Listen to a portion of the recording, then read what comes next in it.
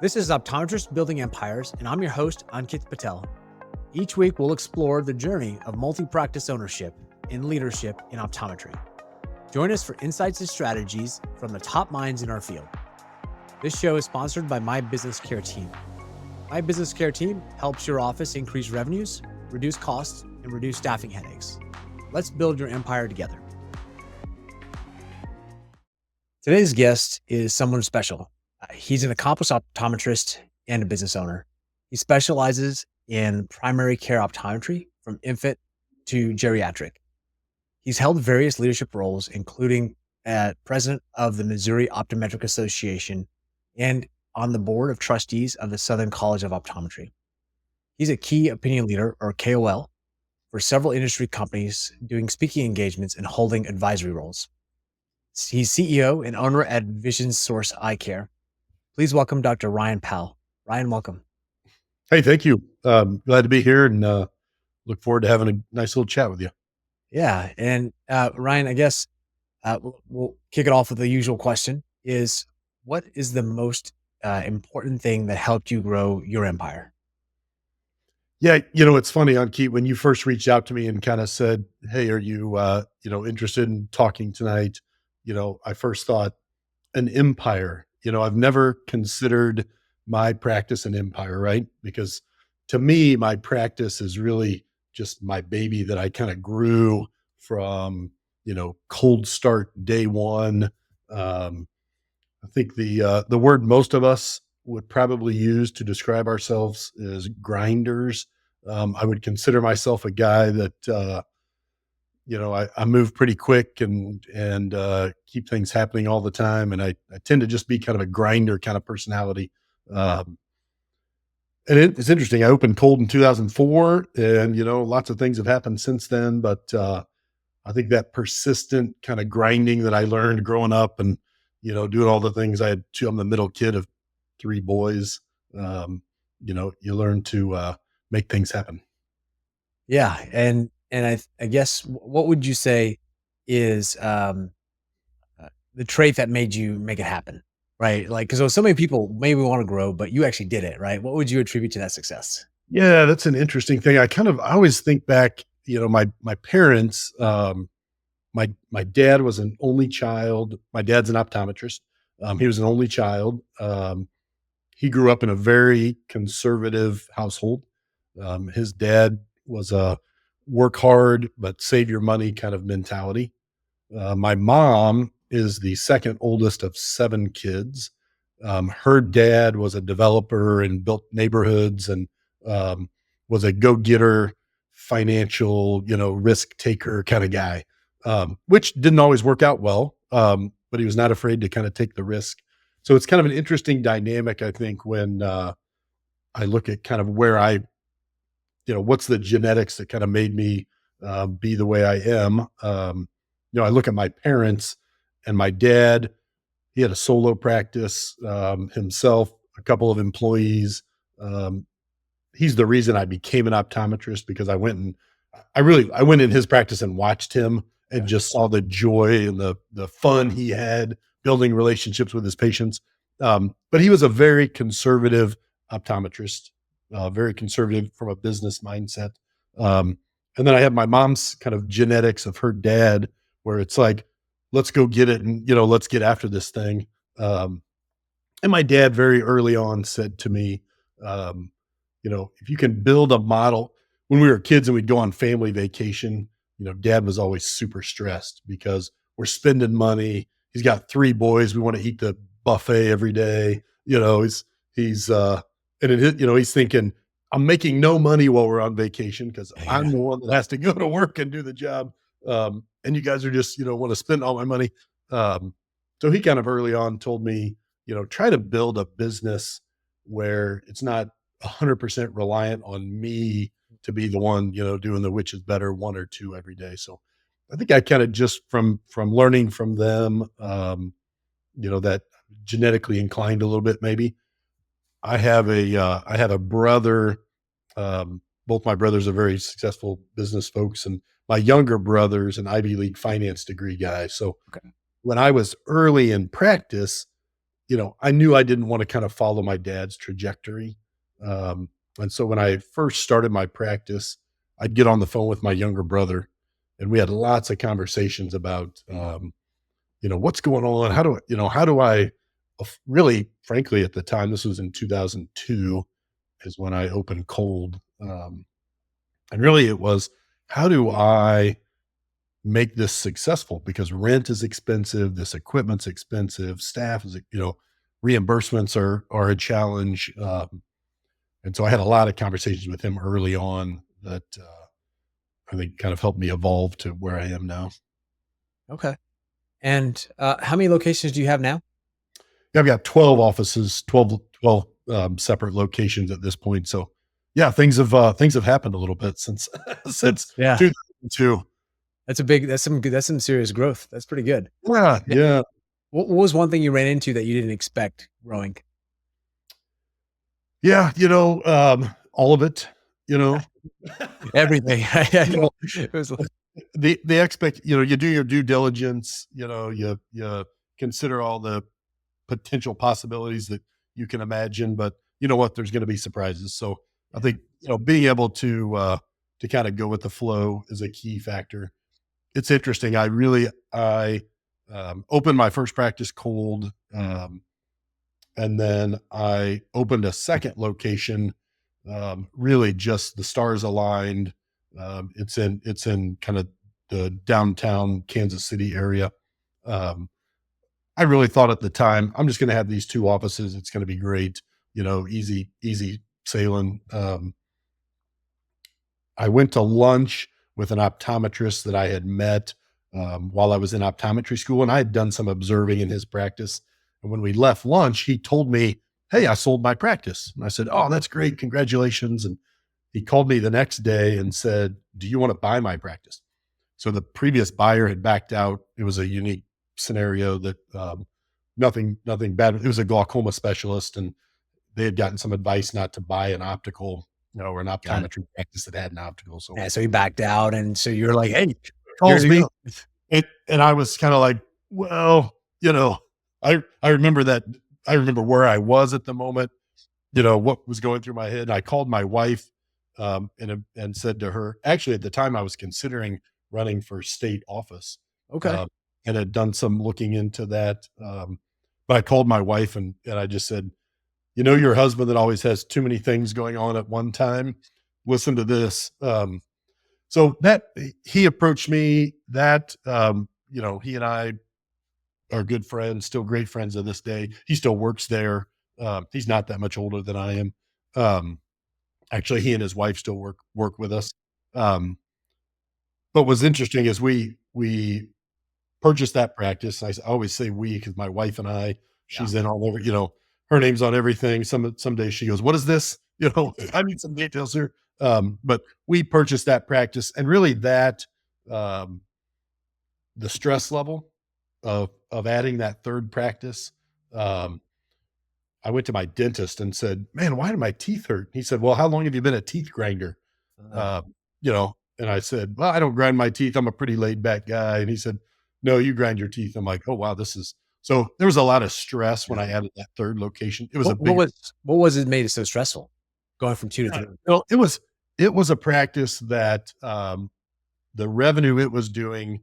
So I opened cold in 2004, added the satellite, or I not a satellite, but added the second location in 2006, and then purchased this practice in 2007.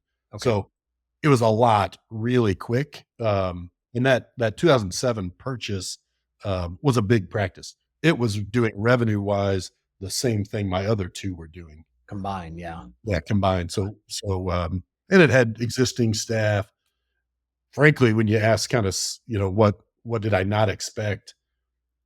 That office, and I think the primary reason that um, he probably wanted to sell it was he bought it from his dad or acquired it, however that worked. But he also inherited the office manager that had worked for his dad forever. So it was a challenging thing, I think, for him working. He couldn't pull the levers he wanted to because she kind of ran the show. Uh, and that was a big challenge. Certainly not something I expected. I I kind of thought, oh, we go in there. She's a nice lady. We talk through things, and we'll see eye to eye, Not the and case. so she referred to it as the previous doctor's practice to every patient, and Oh, so wow. so we had to get some things figured out there. But So you did 3, then you got to 12. So what was so how do you do that, right? Like, what was some of the things that give me if you had to pare it down, give me one thing that you felt like was the most instrumental from getting you from that 3rd location to 12?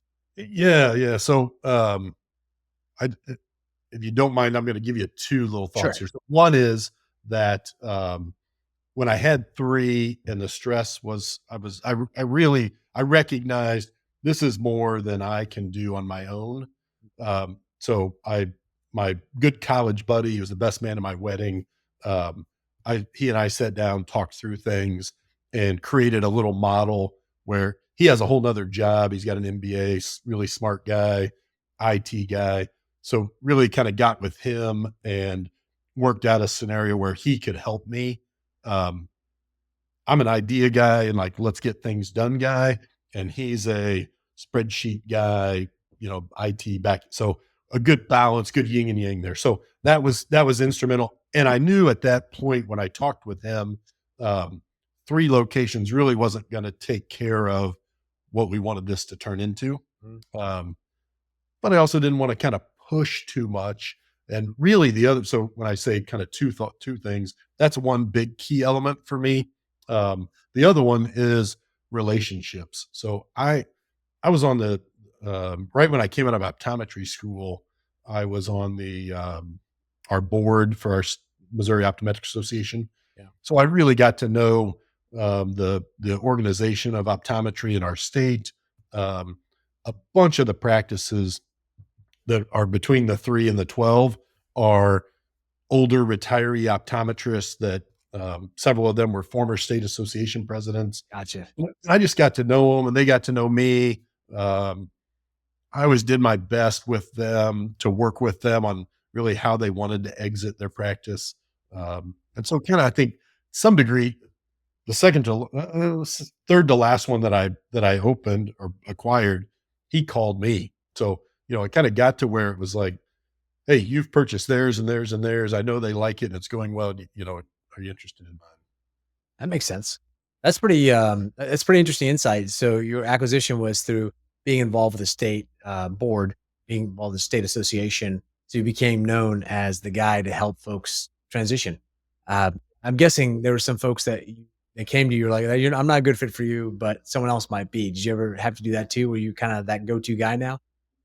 Yeah, a little bit. I have had some of those circumstances where we've looked at practices and said, timing's not good for us, or, I always, so I live in Kansas City, Missouri. I'm licensed to practice in Missouri. All of my practices are regional. So we're all kind of right here around, we go 100 miles north of Kansas City and 50 miles south, but all kind of regional and where I'm licensed to practice. So, we haven't done the, stretching out, and the state line between Missouri and Kansas is 15 minutes from here. So, Yeah.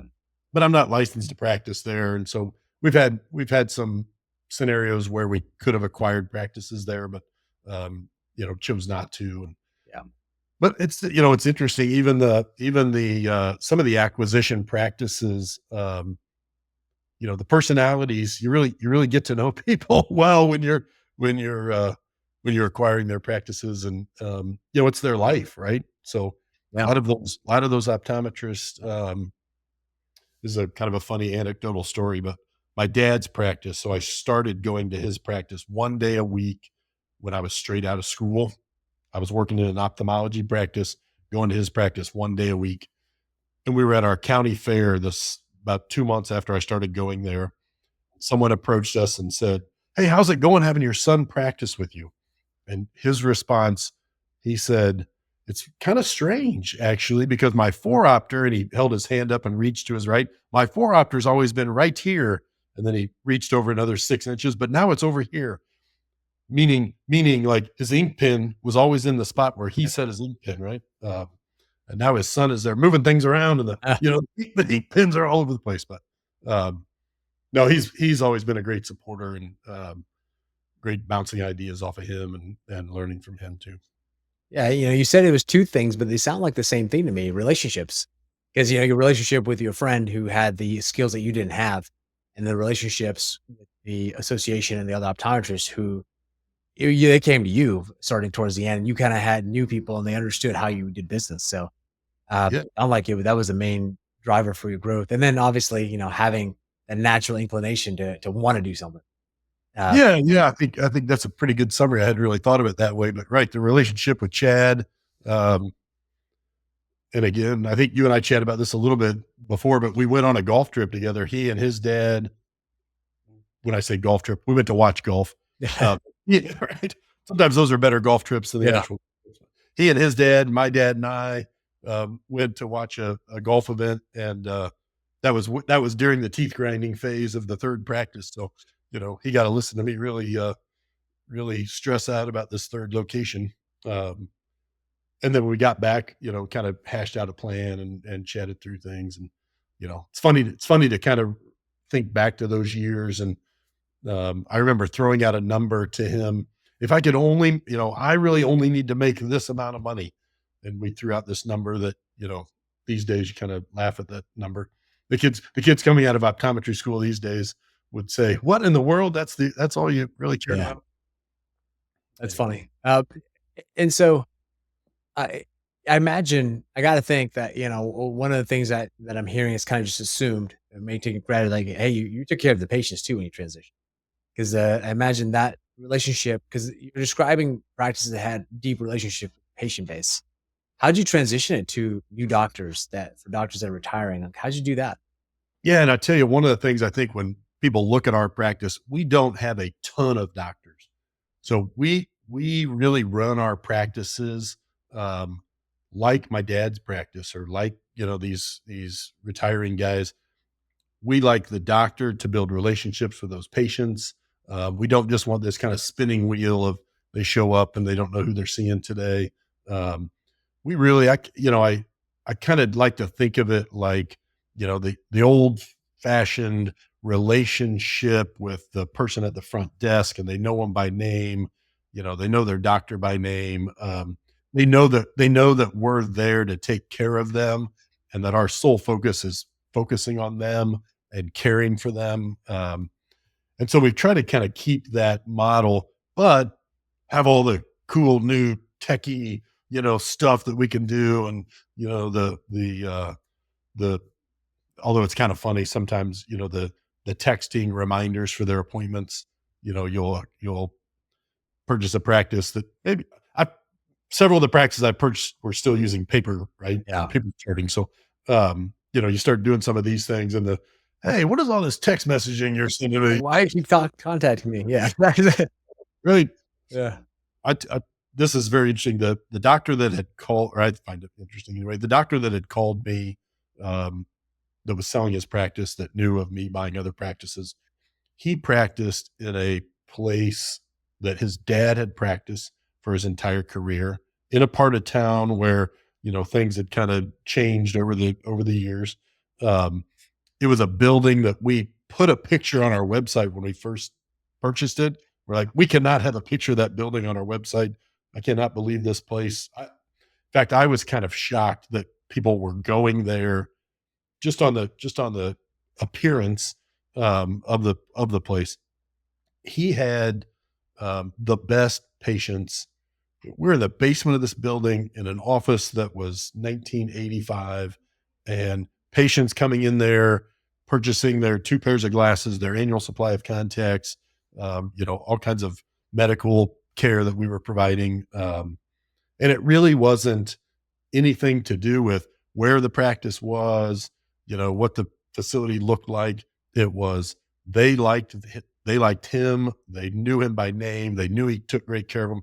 They knew the 2 employees that worked there with him. Uh, so all that relationship stuff is, and it's a challenge these days because we got to keep that thing going. Well, how do you transition that relationship?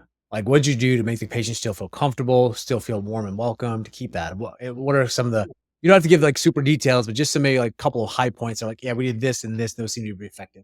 You know, patients, and I watch this with my dad too. Patients want you to care for their eyes.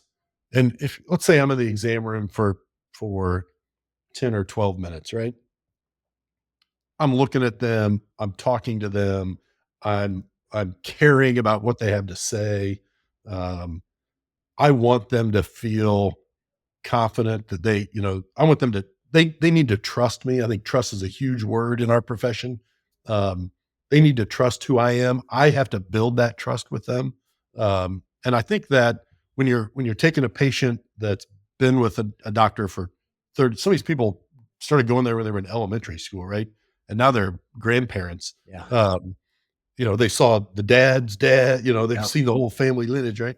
Um, and they care about who they're seeing, right? And it's a tricky thing because this is a moment for them where they can decide if they go a different direction, right? Yeah. So, for me, it's really in the exam room, that chair side trust that you build with that patient. Um, we're not in the business of selling them anything. Um, we're in the business of making recommendations, the same ones I would make to my friends and my family, which means IPL treatments and daily contact lenses and progress, it's all the things, Yeah. but it's the same things my buddies, I tell my buddies, you know, take these supplements, same thing. So I think that's the key factor. Fair enough. So, shift gears a little bit.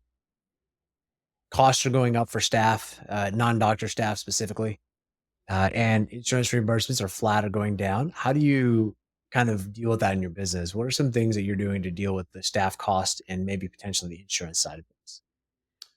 Yeah. I look at the numbers all the time and we look at our P&L all the time. And, one, I think, I'm in Vision Source. I think my practice name is Vision Source Eye Care. Um, we, I, when I was talking to my finance degree brother way back, when I was starting out, one of the things he was telling me was optometry at that time didn't have co-ops. So he said, all these industries have co-ops. Optometry doesn't, really hasn't figured out how to do that well. There were things called buying groups, Mhm. and buying groups basically, like this, but a buying group was, I can now get an 8% discount instead of a 5% discount. And the buying group gets the real 12% difference there. Yeah. Um, so I started looking at really, I looked at creating my own, and I had interned with a practice in Kentucky where they had created their own kind of organized independent practice network. So I was looking at doing that on my own, when I came across Vision Source. And as I started going through it, those guys did it back in the 90s. So private practice owners in Houston started talking to each other and Yeah. said, we need to work together better because commercial optometry is going to crush us. Right. And it was Texas Optical and all those things. Yeah. So that for me, when we talk about, costs of staff, um, and insurance reimbursements, I think one, I, I'm 100% confident that my alignment and association with Vision Source helps me with that, Okay. uh, because it gives me tools. And I talk to all my colleagues that are doing the same thing. Yeah. We get some insurance reimbursement advantages, and there's other factors there. Staffing's an interesting one. That's definitely changed, right?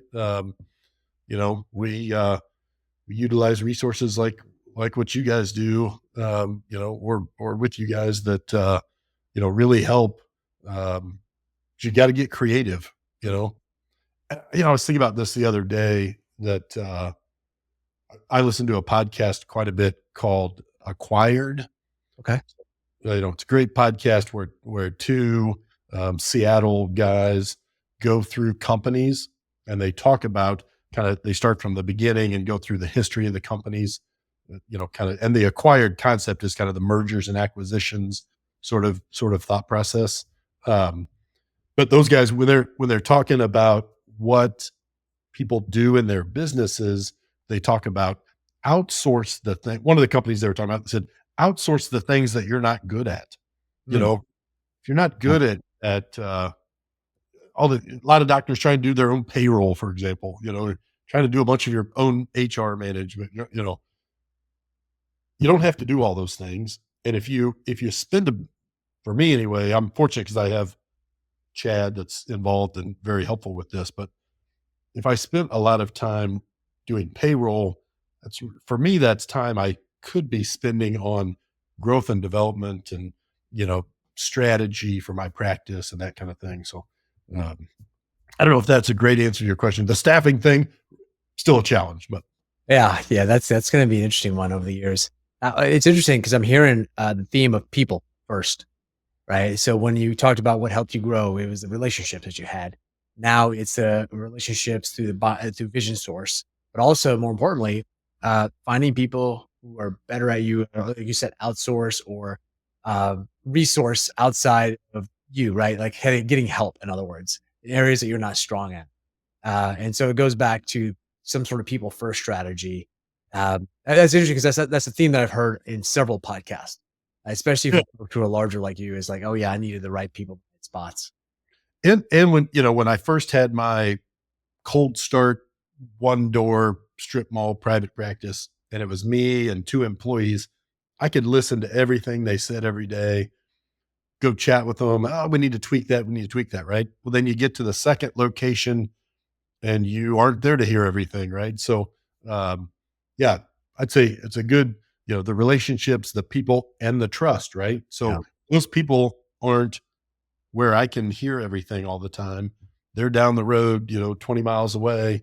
Um, so I had to, interestingly, my sister-in-law worked for me for a long time. So, someone that I could, I had a lot of trust in, obviously. But as we've kind of grown the business, you know, we have great people. This Friday will be our holiday get together. We're recording this in December. Um, it'll be our holiday get together. Back in the day, we used to do that sometimes at my house and sometimes at an office. One of the early ones, we had it in an office and got some pizza and played board games, and now it's a whole venue. You go to, um, but those people are really what, makes the thing work. And, um, I we're fortunate to have the people that we do. gotta ask, are you guys doing barbecue? Because Kansas City barbecue is pretty good. you know, Yeah. it's Yeah. it's not bad. It's not bad. Right. Right. We are not doing barbecue No, for okay. this. We Oh should be. my. We should be probably, but the big debate in Kansas City is which barbecue is the right one, right? So where do you go? The Joe's barbecue. So it used to be called Oklahoma Joe's Okay.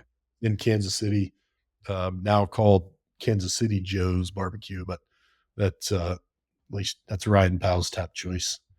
The Kansas City. That's a little pro tip for the listeners whenever in the area. Yeah. Yeah, yeah, when you come to town, or if you've got some relatives, you can actually order it. Okay. They actually ship. I've done this as a gift before, so I'll order it, ship it to someone. You got to warm it up yourself. But That's nice. I just was thinking about this from that acquired podcast too. When you're talking about the people thing, Yeah.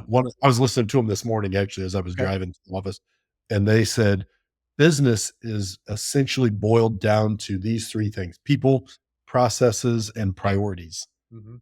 And I thought, man, that just hits home so well for what we're doing in optometry and in these practices, right? People, your patients, your employees, your doc, the whole team, processes, obviously, as we've grown, um, that's really the standard SOPs, right? That's all we talk about. I mean, and then I think priorities gets a little lost sometimes, I think, or can get lost very easily. And I think I've listened to several of your podcasts because they're fantastic. And had some great people in here, but I think that is one key that I've heard with almost everyone you've had on here that I've listened to. Hmm. They really seem to be doctors that are founded on the right priorities, or at least what I consider to be the right priorities, which to me means, doing the right things for the right reasons. The end rewards happen when you're doing the right things and you're doing them for the right reasons. Anyway, I think that priorities thing, independent optometry is my passion. I think you've had some great folks on here that I think that priority factor is definitely something they're upholding really well. It's interesting you say that because that's really hard because I've always thought the priority piece is the important, not urgent things, right? Like, hey, what's really important for what we need to do? But what's really, it's not necessarily urgent. It's the stuff that moves the business forward because you're going to do the important and urgent things. That takes care of itself. It's the important, not urgent that kind of gets slipped through the cracks. Do you find that's true too? Yeah, and I think as you scale up a business, the number of things, air quotes, right? Just because there's more and more urgent things and important, and you've got to kind of keep that. It's not easy every day. I certainly have to kind of refresh myself, you know, stay focused on what are your core values, what are your priorities here, patient first, what's best for the patient. Um, we had a patient, I saw a patient today. He came in and he said, "Hey, I bought these glasses in June. It's now December. Yeah. First time he'd ever been to our practice. He came into our office a few days ago with them. He's had them for 5 months, right? Hey, I don't really like these, and the nose pad doesn't work, and the lens is messed up. And, um, you know, our priority is to take care of our patients, right? And it gets really tough to kind of Right. swallow that, like, all right, buddy, you've worn them for 5 months and now you're back complaining to us, right? But you learn, and I learned this from a optometrist I interned way back when. You know what? The cost of taking care of that patient will be rewarded, over and over. So don't ever blink about, and I kind of think of it like a marketing cost now, Yeah. right? You know, Tell that your guy, friends about it. Yeah. yeah, yeah, it's like so easy. But to your point, I think that the urgent stuff, and we try to just organizationally, we have a spreadsheet that our leadership team works off of, where we have our big, rocks, we Yeah. call them.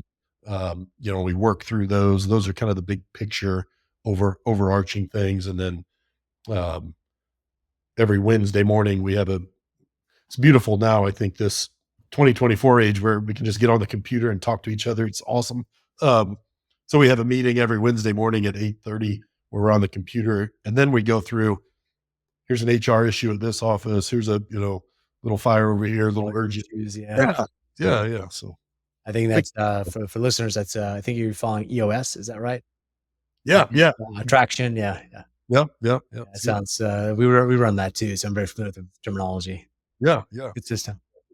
So let me ask more of a, I want to see how Ryan thinks a little bit. So if you had to double the size of your business or even triple it in the next few years, how would you go about doing that? How would you think about growing your business to that extent? Yeah. So to this point, the growth of my business has been in location. So adding locations. Um, if I was going to, and this is exactly what we're doing right now, is let's take all 12 of these and move them up the scale, right? So, you've got a location that's a 2 doctor a day location. Um, so you're doing 10 doctor days a week. What's that? And it's, gross revenue mark is here. What does that practice look like when you move it up to 3 doctor, 15 doctor days a week? And, so I think going through those, frankly, it's fun. I love, and, at least for me, I love doing that, and then you can kind of plan a roadmap, what's it take? It all takes money, right? It all takes, right? It all takes a level of investment in kind of moving that along. But that's, I'd say, for me right now, I've got some great colleague friends Yeah. that have single location, just awesome, blown out practices that are one single location. Yeah. That's awesome. I have 12 locations. I want all of those to look like they're one gigant, right? Yeah. So that's kind of where my brain is. Um, if a practice came along that was a good ad for us, we would certainly give it some consideration and kind of look at that. I have a daughter that's in her second year of optometry school. So she'll be around here in a couple of years, and I'm 50, so I'm kind of in that. Also have to plan out what's my 10-year plan here, right? So does she want me, fumbling around in her way when she gets back to Kansas? She Yeah. might she might not want me around, but anyway. So we'll see. I think that I I didn't start my practice, and you hear this a lot in business, start with the end in mind, Yeah. kind of think, how are you going to sell this thing, right? Mm. Well, we all know I could have sold this thing to private equity and, live on the lake and drive around on my boat every day. That would bore the heck out of me. Right? Right. Not, It's not challenging. Yeah. yeah, not for me. There's no challenge there. And I enjoy it. I don't, the money part takes care of itself. Um, but I enjoy it. And I think as we look to kind of grow this practice, um, I think we're in a phase two of looking at how we incorporate ophthalmology Mm. into our practice, and Okay. kind of bring it. And we've got some good traction going there, to try to look at how do we become and kind of keep this patient first relationship model where we bring in all of the care, which I also think is not all ophthalmologists are created equal either, right? So you start just bringing them in. Need to find the right fit there, and so So what I'm hearing is a combination of really good pencil sharpening and book calculations, along with potentially ophthalmology as well, and expanding your existing base. Combination of all three of those strategies. So if you wanted to try to double the business, that's interesting. yeah, you've probably heard that that kind of old philosophy called Kaizen. Oh yeah. Kaizen, which means constant improvement. Um, I sometimes am guilty of not appreciating, things. We've done great. It's all good. And I try to pat people on the back and tell them, hey, we're doing great. But I also just have this Or mindset keep of, getting better. Yeah. yeah, what's next? We did that really great. I think we can do it better. Let's talk about how we can do that better. Right. So that philosophy of and again, for me, that's the fun, Yeah. that's the, at this stage of my career, I think the fun is, you know, keeping the engine going. Mhm. How do we grow this thing? And the fun is having great people to work with. Yeah. Come So on, go let's ahead. shift gears a little bit. Well, first I wanted to mention like in a previous life I did do I was a lean consulting. I had a consulting company doing lean, so very Oh, familiar with lean concepts, that's awesome. Kaizen. There's another word that you might appreciate. It's not necessarily lean terminology, but it's a Japanese word called Shoshin. It's a Okay. beginner's mindset. And it seems like that energy you get usually comes from having that beginner's mindset. It's like, oh, what could this be? How is this? And being curious. So I hear that kind of in your voice as well. I don't know if that's necessarily true, but it seems like you have a lot of those characteristics. Yes, yes, which can be a challenge, right? Because Yeah. sometimes that means right? Yeah. Yeah. Gotta and I definitely fight that, bouncing around too much, but, that's great, beginner's mindset, yeah. Let's shift gears and learn a little bit more about you. And I'm curious if you had to spell out maybe one or two formative moments in your life where you were like, you know what, that left an impression on me and made me who I am today. It could have been when you were in kindergarten, when you first day of kindergarten. It could have been a college class. Could have been last week. Who knows? Can you give me a moment or two that really left a visceral reaction and it felt like, yeah, that's what made me who I am? Yeah, I think, that's a great question. I've certainly listened to your Yeah. podcast many times, and it's always so many great responses. Um, I think for me, this so when I was in 6th grade, so I'm 12 years old, we were staying at a friend's house, my younger brother and I. We went out to his garage. We were gonna leave their house to go to another friend's to run around and play. The phone rang. His mom went inside to get the phone, but she had already started the car.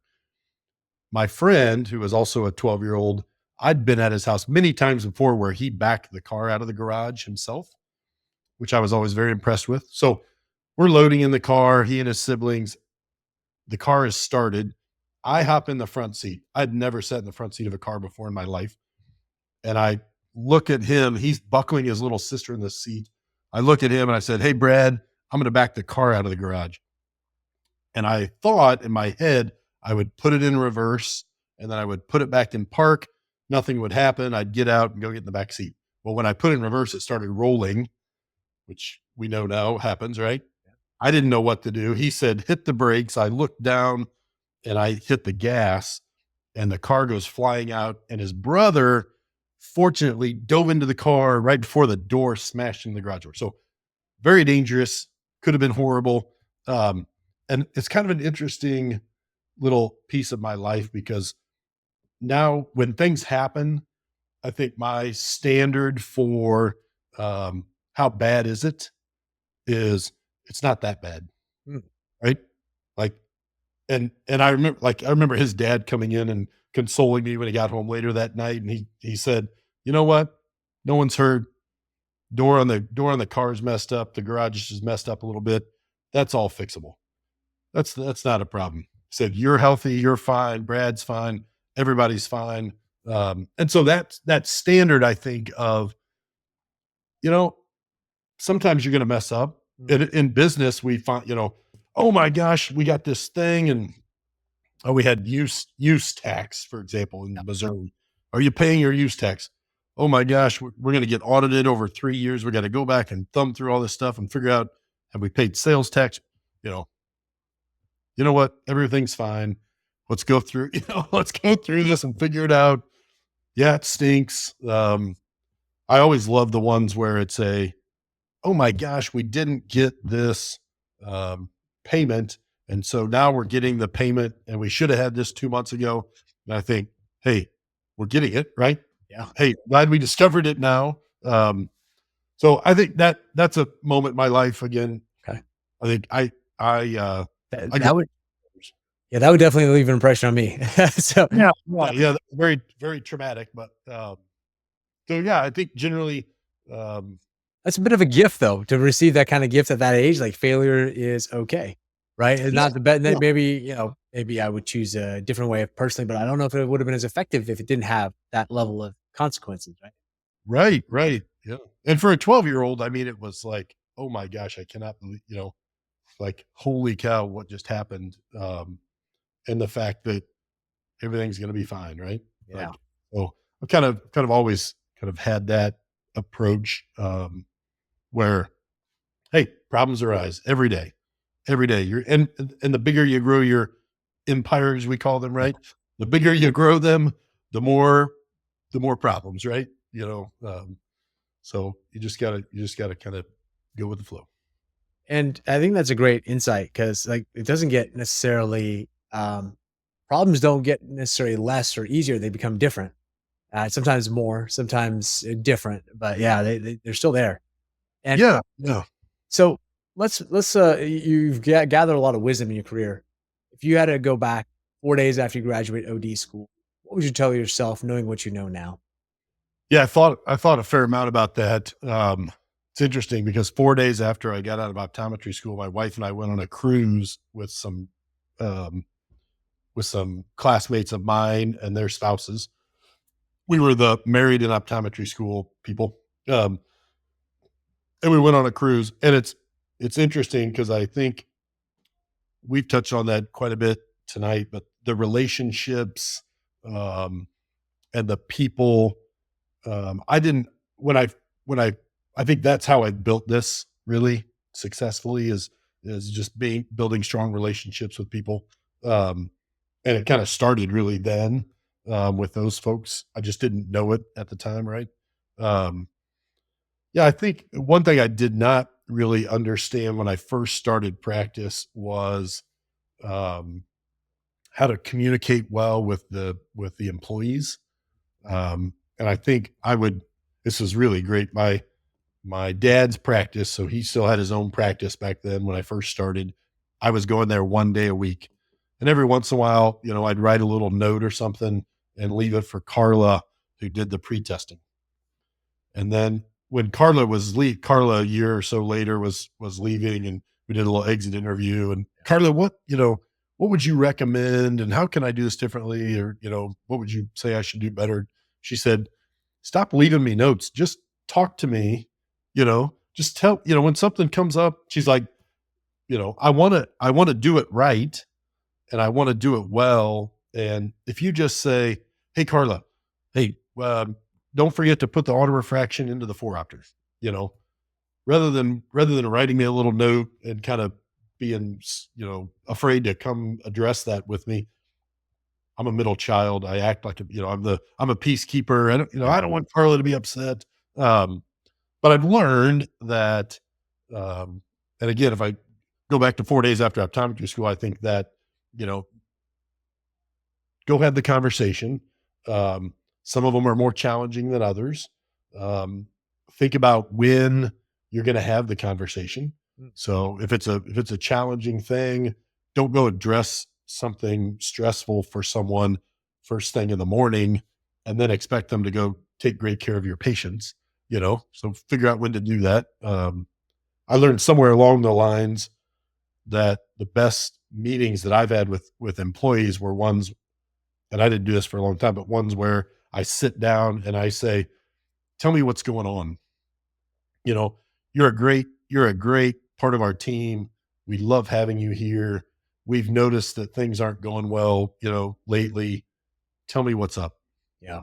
And, and it's been amazing when I've done those, what you learn, because what you learn is what's really going on as opposed to saying, hey, you're not being real nice to our patients and we're getting some bad feedback, Yeah.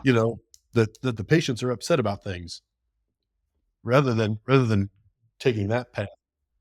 So don't be afraid to have hard conversations. Right? Yeah, that's And pretty summary. Yeah, 4 days out of school, I'd say just go right to them and talk about it. yeah. Even the little stuff. And be inquisitive versus accusatory. That's the other thing I heard. Yeah. Like, be curious about it and don't be afraid to have the hard conversations. Is that accurate to say? I think that's a perfect way to say it. Awesome. That's actually really good insight. I think I think I could use that myself sometimes. So It's always hard, but good luck. Yeah. yeah, I appreciate that. So what do you do for fun? What do you part of the community? What do you do that gets you going outside of optometry? Yeah, that's a long list actually. But so my wife, Amy, and I have 3 kids. We have our first grandson. He's 12 weeks old. Congratulations. The best thing ever. So we love spending time with our kids and our family. I play plenty of golf with my good golf buddies, and we're Kansas City Chiefs season ticket holders and Missouri Tiger football season ticket holders. And so we don't have too many weekends where we're sitting around looking for things to do. And the best ones are the ones with the family, and Yeah. usually a sporting event, and the family is usually what we're up to. Nice. And so if people want to connect with you, Ryan, where can they connect with you? How can they get in touch? Yes. So let me give you my email address. Okay. So my email address is Dr. Powell, Dr. Powell at vsicare.com. My cell phone number is 816-668-9838. If someone wants to text me, they are welcome to shoot me a text. If you call my cell phone and leave me a message, I will never get your message and probably never return your call. Unfortunately, sometimes I check them and scroll through and go, oh shoot, there's one I should have gotten. But yeah. Welcome to email me, text me. Love chatting with optometrists. And really, I think I am as passionate about our profession today at 50 years old as I was when I started. We have a great profession, great future ahead for optometrists that are becoming optometrists at this point. And it's exciting. I agree. It's an exciting time. So, and thank you again, Dr. Powell, for being our guest. Yeah, you bet. Thanks for having me. I appreciate it. Yeah, and thank you, audience. And if you learned something, laughed, or found something interesting, please share the video or the podcast with your friends and subscribe. And thank you again, Dr. Powell. This has been another exciting episode of Optometrists Building Empires. We'll see you next time. That's a wrap on another episode of Optometrists Building Empires. Thanks for joining. For show notes and more, visit buildingempires.live. This show is proudly sponsored by My Business Care Team. My business care team was born out of staffing challenges my wife and I faced together, managing multiple optometry locations. We refined our approach at Classic Vision Care and now offer our expertise to others. If you're experiencing challenges with staffing and you'd like to set up a discovery call, we'd be happy to help you and connect you with the right resources. We'll see you next time.